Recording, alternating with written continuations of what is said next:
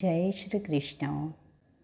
पूर्वजों को मोक्ष देने वाला, सद्गति देने वाला 15वां अध्याय पुरुषोत्तम योग का श्रवण करेंगे। श्री भगवान बोले, संसार अश्वत्थ पीपल के समान है, जिसका पुराना पुरुष रूप जड़ ऊपर है और चराचर शाखा नीचे है। वेद इसके पत्ते हैं। जो यह जानता है वही वेद का ज्ञाता है। इसकी शाखाएं ऊपर फैली हुई है। सत्व, रज और तमोगुण इसकी रसवाहिनी नसें हैं। इनसे इसका पालन होता है। शब्द रूप आदि इसकी डालियां है। पीछे कर्म रूप में प्रकट होने वाली इसकी जड़ें नीचे मनुष्य लोक में और भी नीचे तक चली गई है। पर अश्वत्थ का यह रूप, इसका आदि अंत और आकार संसारी प्राणी के ध्यान में नहीं आता। तथापि इसकी जड़ गहरी है। ऐसे इस पीपल को वैराग्य रूपी दृढ़ शस्त्र से काटकर वह स्थान ढूंढना चाहिए जहाँ से फिर लौटना नहीं पड़ता, और साथ ही यह विचारना चाहिए कि जिसमें वह पुरातन प्रवृत्ति उत्पन्न हुई है, उसी आदि पुरुष की मैं शरण हूँ। अहंकार और मोह रहित, संग दोष को जीतने वाले, आत्मज्ञान से निरत, सब कामनाओं से दूर, सुख दुख नामक द्वंद्व पदार्थों से मुक्त, ऐसे ज्ञानी पुरुष शाश्वत पद को पाते हैं, जिसे सूर्य, चंद्र या अग्नि प्रकाशित नहीं करते। वही मेरा परम धाम है। वहाँ जाकर लौटना नहीं होता। मेरा सनातन अंश इस जीवलोक में जीव का रूप धरकर प्रकृति में स्थिर पांचों इंद्रियों और छठे मन को उससे छुड़ाता है। जैसे वायु पुष्पादि को की गंध को दूसरे स्थान में ले जाता है, इसी प्रकार यह देह स्वामी शरीर धारण करने के बाद जब उसका परित्याग करता है, तब इंद्रियों और मन को साथ ले जाता है।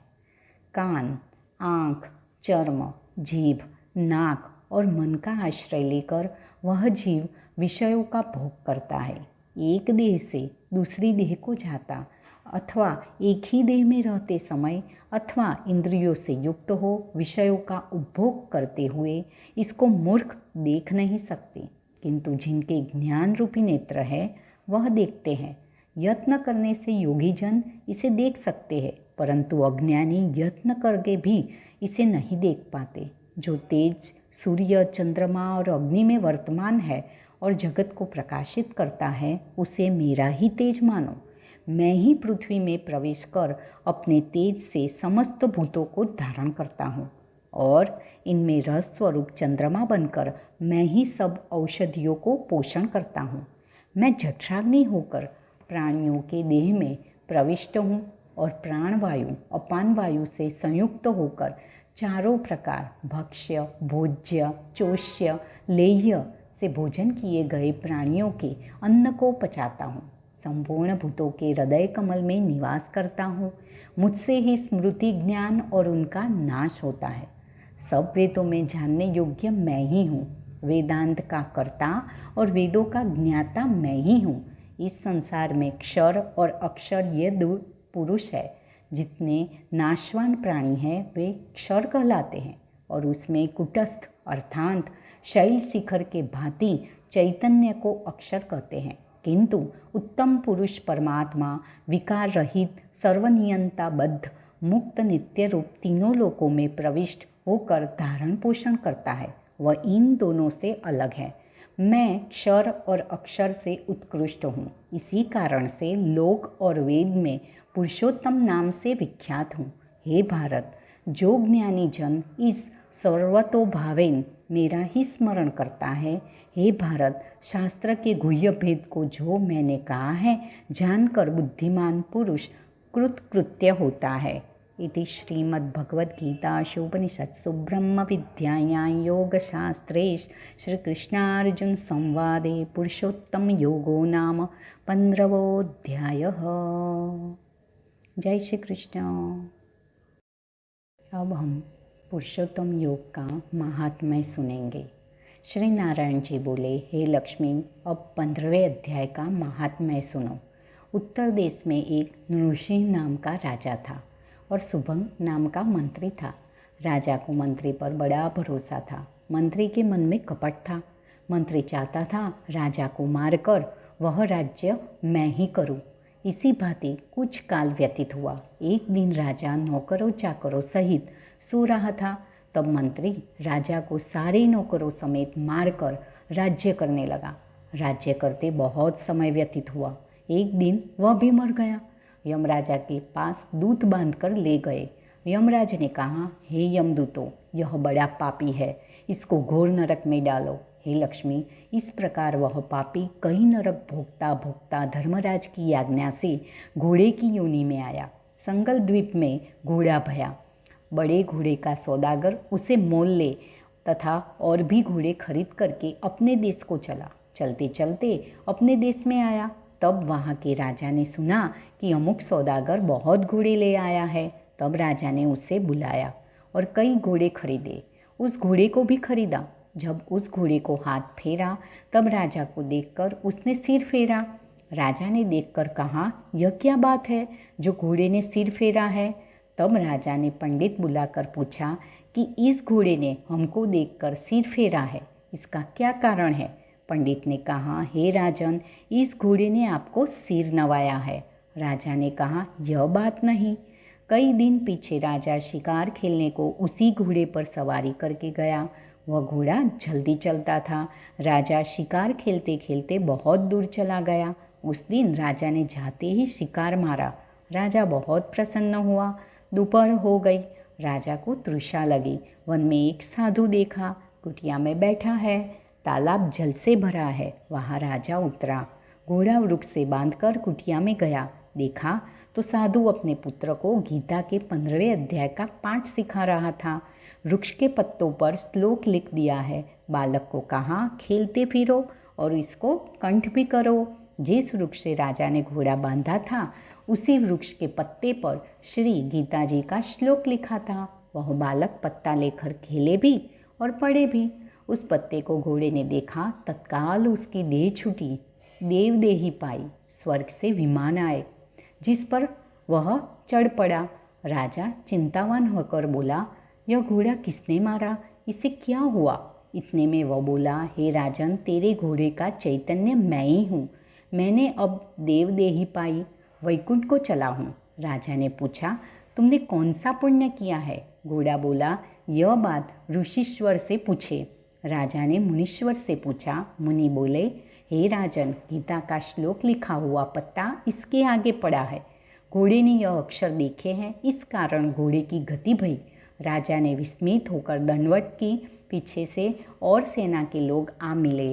राजा सवार होकर घर आया। अपने पुत्र को राज्य देकर आप वन को गया। तप करने लगा। श्री गीता जी के 15वें अध्याय का पाठ किया करे, जिसके प्रसाद से राजा भी परम गति का अधिकारी हुआ।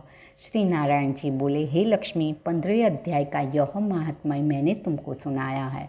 इसको जो श्रवण करता है, पढ़ता है और भूल से भी इसको एक अक्षर भी सुन लेता है तो वह सद्गति मोक्ष गति को पाता है। इसीलिए इसको जरूर सुनना चाहिए। जय श्री कृष्ण। जय श्री कृष्ण। अब हम मूल संस्कृत में श्लोक के रूप में श्री कृष्ण भगवान के मुख से निकली हुई अमृतवाणी को सुनेंगे। संसार रूपी वृक्ष का वर्णन। श्री भगवान उवाच, ऊर्ध्वमूलमधः शाखम् अश्वत्थं प्राहुरव्ययं छन्दांसि यस्य पर्णानि यस्तं वेद स वेदवित् अधश्चोर्ध्वं प्रसृतास्तस्य शाखा गुणप्रवृद्धा विषयप्रवालाः अधश्च मूलान्यनुसन्ततानि कर्मानुबन्धीनि मनुष्यलोके न रूपमस्येह तथोपलभ्यते नान्तो न चादिर्न च सम्प्रतिष्ठा अश्वत्थमेनं सुविरूढमूलम् असङ्गशस्त्रेण दृढेन छित्त्वा ततः पदं तत्परिमार्गितव्यै यस्मिन् गता न निवर्तन्ते भूयः तमेव चाद्यं पुरुषं प्रपद्ये यतः प्रवृत्तिः प्रसृता पुराणी निर्मानमोहाजितसङ्गदोषा अध्यात्मनित्या विनिवृत्तकामाः द्वन्द्वैर्विमुक्ता सुखदुःखसङ्घ्नैर्गच्छन्त्यमूढा पदमव्ययं तत् न तद्भासयते सूर्यो न शशाङ्को न पावकः यद्गत्वा न निवर्तन्ते तद्धाम परमं मम। जीव और आत्मा का वर्णन। श्री भगवान उवाच ममैवांशो जीवलोके जीवभूतः सनातनः मनःषष्ठानीन्द्रियाणि प्रकृतिस्थानि कर्षति शरीरं यदवाप्नोति यच्चाप्युत्क्रामतीश्वरः गृहीत्वैतानि संयाति वायुर्गन्धानि वाशयात् श्रोत्रं चक्षुस्पर्शनं च रसनं घ्राणमेव च अधिष्ठाय मनश्चायं विषयानुपसेवते उत्क्रामन्तं स्थितं वापि भुञ्जानं वा गुणान्वितं विमूढानानुपश्यन्ति पश्यन्ति ज्ञानचक्षुषः यतन्तो योगिनश्चैनं पश्यन्त्यात्मन्यवस्थितं यतन्तोऽप्यकृतात्मानो नैनं पश्यन्त्यचेतसः। जगत में परमात्मा की स्थिति का वर्णन।